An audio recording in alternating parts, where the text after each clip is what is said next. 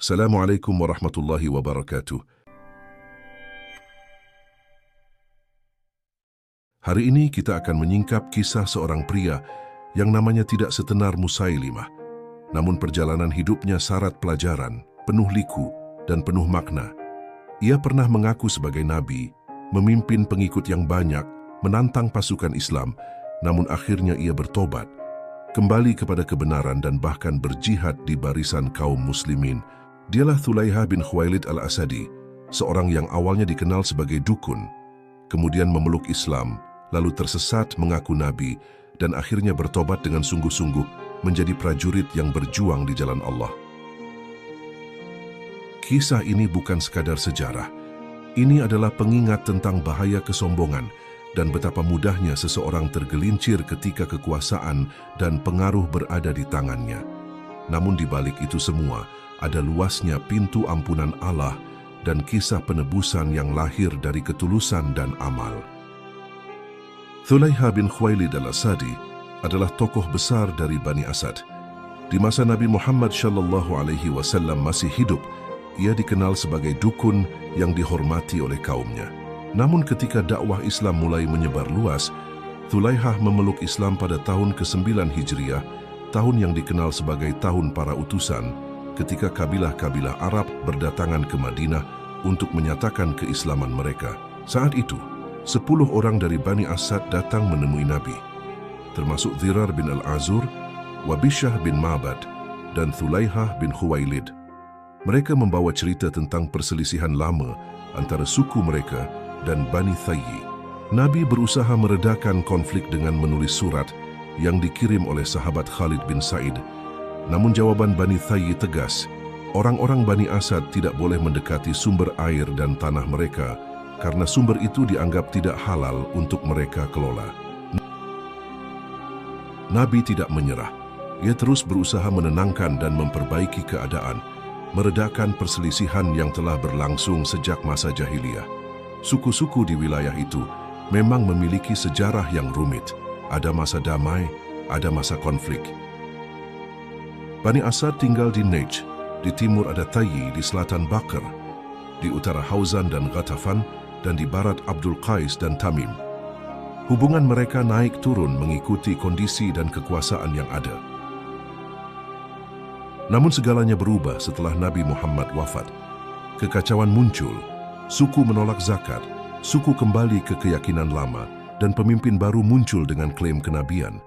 Di antara mereka adalah Thulaiha, yang mengaku sebagai nabi. Apa yang mendorongnya masih menjadi misteri. Namun menurut Uyainah bin Hisn, pemimpin Ghatafan, politik dan persaingan antar kabilah sangat memengaruhi keputusan itu. Inilah awal fitnah besar dari nabi palsu Bani Asad. Pengakuan Thulaiha sebagai nabi tidak sekaligus membuat seluruh kabilah Arab kembali menyembah berhala. Tidak, karena ajaran Tauhid sudah terlalu kuat tersebar di Jazirah Arab. Bahkan para nabi palsu pun tidak pernah menyeru untuk menyembah berhala lagi, termasuk Thulaiha. Ia tidak mengajak kaumnya untuk kembali pada kemusyrikan, tetapi ia mengubah sebagian ajaran agama.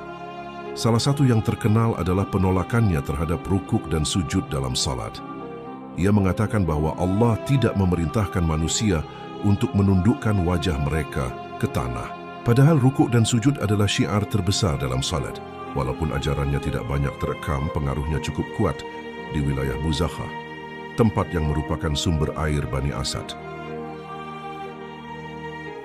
Setelah wafatnya Nabi Muhammad, semakin banyak orang yang mendengar klaim kenabian Thulaiha. Kaumnya pun mengikutinya. Mereka membatalkan perjanjian damai dengan Thayyi dan Al-Ghauts, bahkan bersekutu dengan Ghatafan yang memang berselisih dengan Madinah. Pernyataan Uyainah bin Hisn jelas memperlihatkan motif politik yang besar. Ia berkata bahwa mengikuti seorang nabi dari kelompok sekutu lebih ia cintai daripada mengikuti Quraisy. Apalagi menurutnya Muhammad telah wafat, sedangkan Thulaiha masih hidup. Dari sini terlihat bahwa kebencian sebagian suku terhadap kepemimpinan Quraisy menjadi faktor penting yang membuat klaim Thulaiha diterima.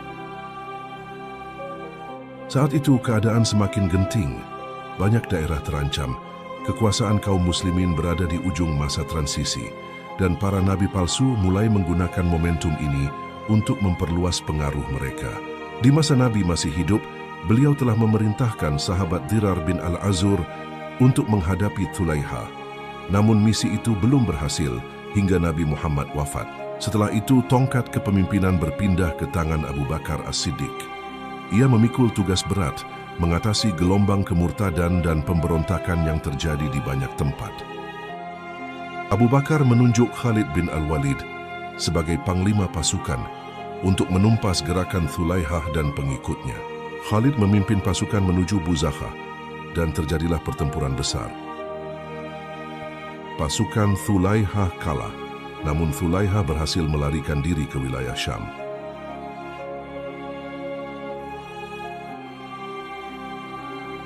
Dalam pelarian itulah hatinya mulai terbuka. Ia menyadari kesalahannya. Ia mulai meninggalkan klaim kenabiannya. Ia kembali mengakui kebenaran Islam. Dan pada akhirnya, ia kembali kepada kaum muslimin dengan membawa tobat. Tobat yang diterima. Ketika Thulaihah kembali ke Madinah, ia datang sebagai seorang lelaki yang menyesal. Jasanya terlihat jelas dalam peperangan besar seperti Qadisiyah dan Nahawand. Dua peperangan yang membuka gerbang bagi penaklukan Persia.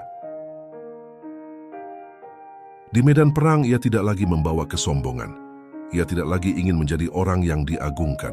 Ia hanya ingin menebus kesalahan dan berharap Allah mengampuni masa lalunya. Sahabat-sahabat lain kagum melihat perubahan dalam dirinya. Betapa seseorang yang dulu mengaku Nabi bisa berubah menjadi prajurit yang rendah hati dan penuh penyesalan.